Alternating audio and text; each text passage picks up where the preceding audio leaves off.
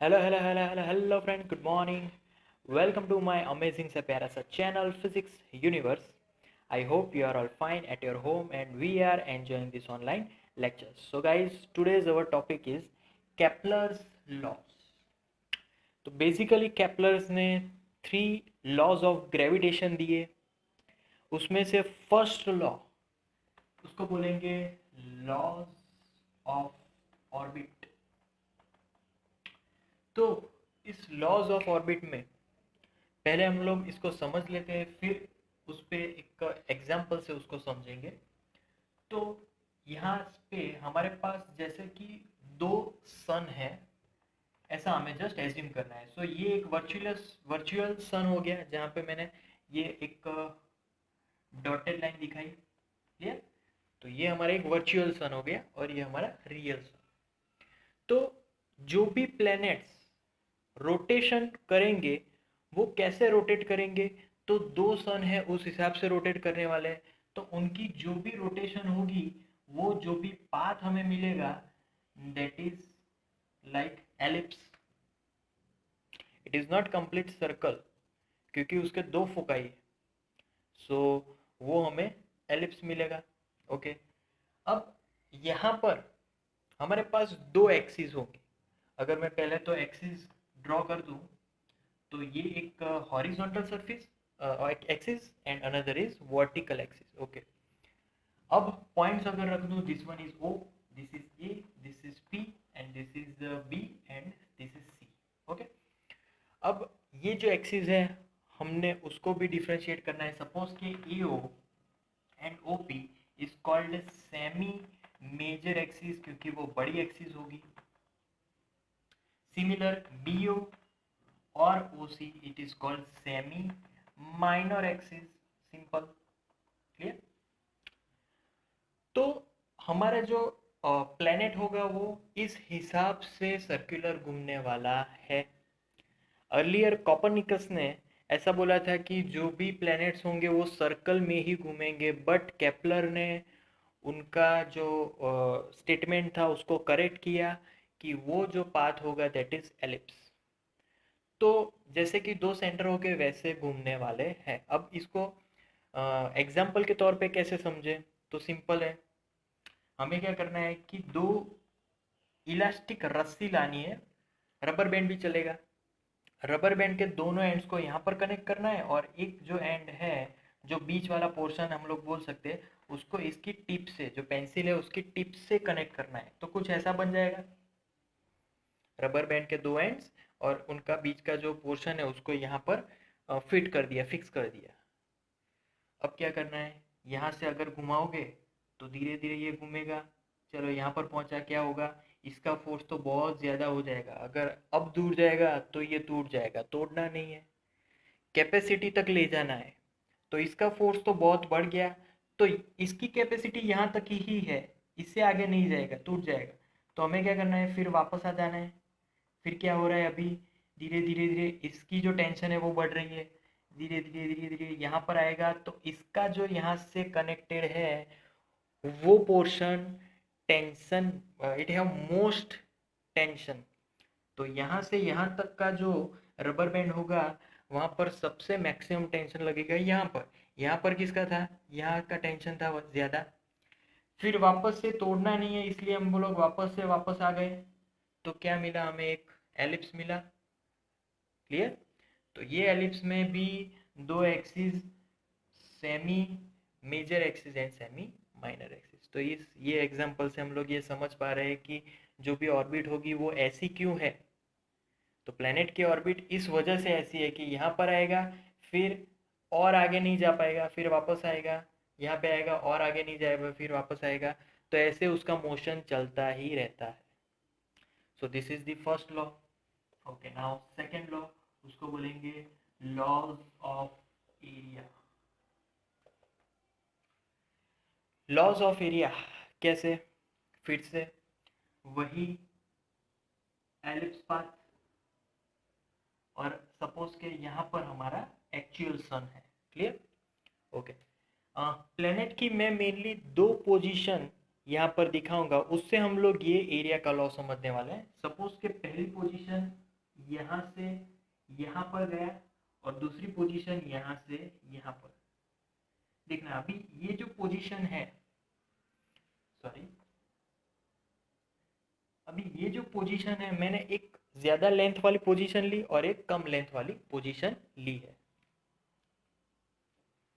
अब इसमें अगर मैं यहाँ से यहाँ तक जो प्लेनेट घूम रहा है, क्योंकि प्लेनेट तो बहुत धीरे धीरे घूमेगा, सपोज कि उसने 5 आवर लिए, 5 घंटे लिए, तो मैं यहाँ पर एक ड्रॉ कर देता हूँ इसका एरिया। तो ये एरिया हो जाएगा डेल्टा ए, ये पूरा area delta A and the length is are.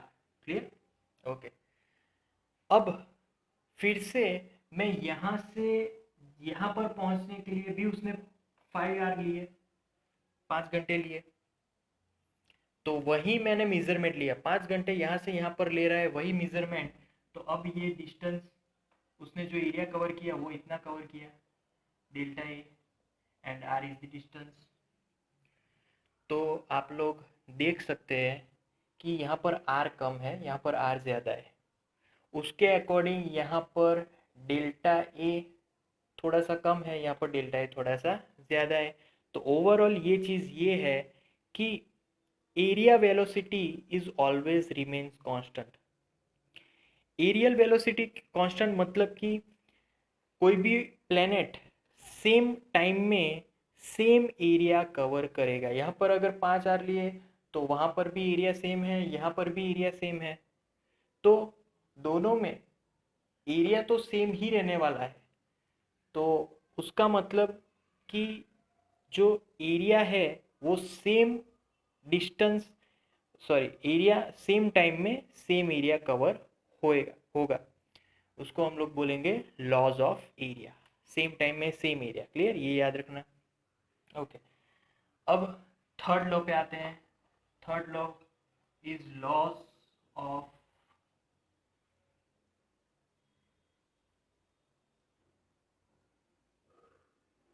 Axis.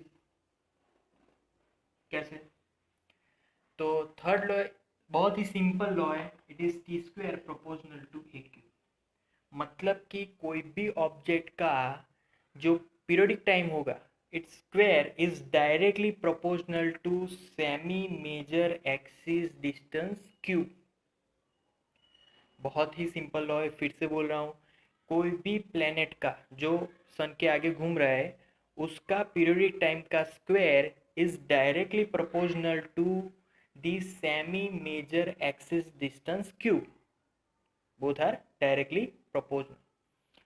तो अगर प्रोपोर्शनलिटी साइन हटा दूँ क्या आएगा? तो T square is equal to Q A cube. अच्छा, तो Q is equal to T square upon A cube, ये एक वैल्यू मिलेगी। तो कोई भी प्लैनेट्स ले लोगे, ये लॉ सबके लिए एक ही है और सबके लिए ये क्यू की वैल्यू फिक्स है एंड दैट इज 2.59। सबके लिए यही वैल्यू आएगी, सिर्फ चेंजेस किस में होगा? तो पीरियोडिक टाइम में एंड सेमी मेजर एक्सिस में। ये दोनों वैल्यू ही चेंज होंगे अपने हिसाब से, बट दोनों का रेशियो वो हमें सेम मिलने वाला है, that is 2.59। It will be fixed. Clear? So ये था थर्ड लॉ। अब कंजर्वेशन कैसे वर्क करता है, जैसे कि हमने आगे भी बोला था कि सेम टाइम में सेम एरिया कवर करेगा, उससे ही पता चल जाएगा कि यहाँ पर कंजर्व हो रहा है जो एरिया है वो।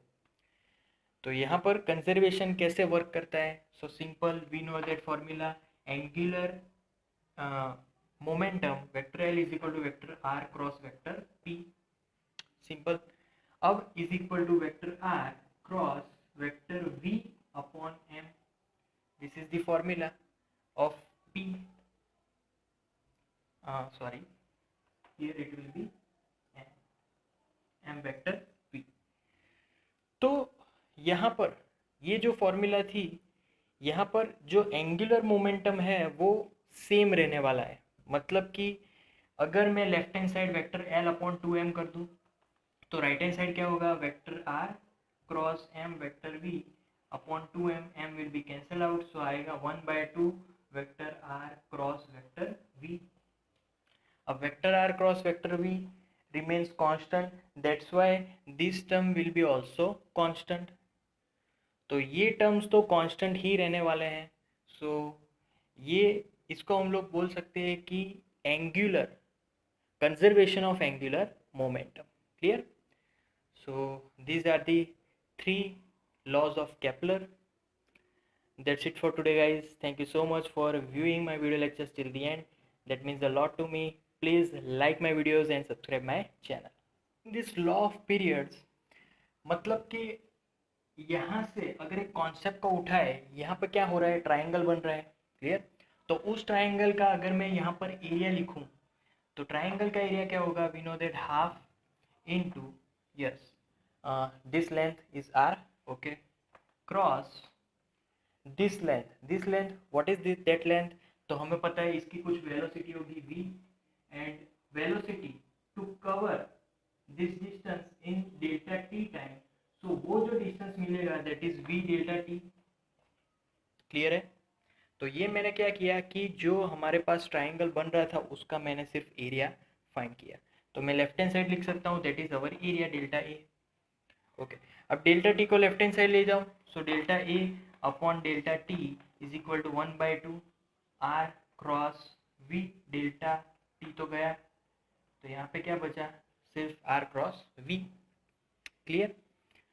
अब ये जो आर क्रॉस वी है, यहाँ पर अगर मैं एम से मल्टीप्लाई करूँ, एम से डिवाइड करूँ, तो क्या होगा? 1/2 R cross M V upon M, divide and multiply. R cross MV is nothing but T upon M. Simple. R cross, this will be nothing but upon M. So vector R cross vector P, again it is angular momentum upon 2M. So our delta A upon delta T is nothing but L upon 2M, and this term is remains constant. That's why we call it as conservation of angular momentum. Clear? तो ये चीज़ एक constant रहने वाली है, delta A upon delta T, उसके हिसाब से ये भी कांस्टेंट रहेगा। So thank you guys.